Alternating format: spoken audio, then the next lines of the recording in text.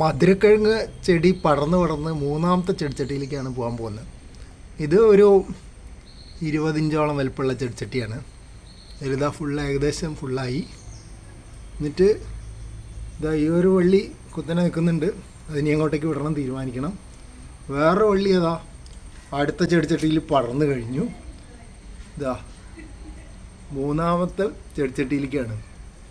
ഈ കാണുന്ന രണ്ടും 18 ഇഞ്ച് ചെടിച്ചട്ടികളാണ്. ആദ്യത്തെ കുറച്ചുകൂടെ വലുപ്പമുള്ളതാണ്. അപ്പോൾ ഇതിലാണ് മധുരക്കിഴങ്ങ് നട്ടിട്ട് മുളച്ചുണ്ടായത്. ഇവിടെയാണ് ഏകദേശം നട്ടിരിക്കുന്നത്. ഏകദേശം ഒരു 10-15 സെൻറ്റിമീറ്റർ വലുപ്പമുള്ള മധുരക്കിഴങ്ങായിരുന്നു. അത് ഇതാ ഇങ്ങനെ പടർന്ന് അങ്ങനെ പോയി, അതിൽ പോയി ഇതിലേക്ക് വന്നു.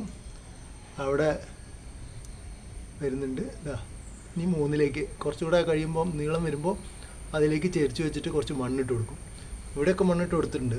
അത് അവിടെ വേര് പിടിക്കാൻ വേണ്ടിയിട്ടാണ്. ഇതാ ഇതിൽ നിന്നും അതേപോലെ തന്നെ ഇതാ ഈ ചെടി ഉണ്ടല്ലോ, ഇതാ ഈ വള്ളി അതിവിടെ എത്തിയിട്ടുണ്ട്. അവിടെ വേര് കണ്ടില്ലേ, ആ വേരിനി മണ്ണിലേക്ക് ഇറങ്ങും. അവിടെ ഞാൻ കുറച്ച് മണ്ണ് വിട്ട് കൊടുക്കും. ഇങ്ങനെയാണ് മധുരക്കിഴങ്ങിൻ്റെ പോക്ക്. സാധാരണ ഇതൊക്കെ നിലത്താണ് പടരുന്ന വഴിക്കൊക്കെ വേരുണ്ടാവുന്നിടത്തൊക്കെ ചില സ്ഥലങ്ങളിലൊക്കെ കിഴങ്ങുണ്ടാവുന്നതാണ് ഓർമ്മ.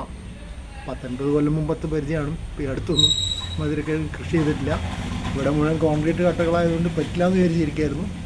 അപ്പോൾ ഒരു നവീന പരീക്ഷണം എന്ന നിലയിൽ കൂടുതൽ ചെടിച്ചട്ടികളിലായിട്ട് ഒരേ ചെടി, ഇതെല്ലാം ഒരു ചെടിയാണ്.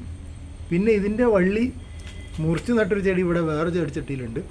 അതും നന്നായിട്ട് വളരുന്നുണ്ട്.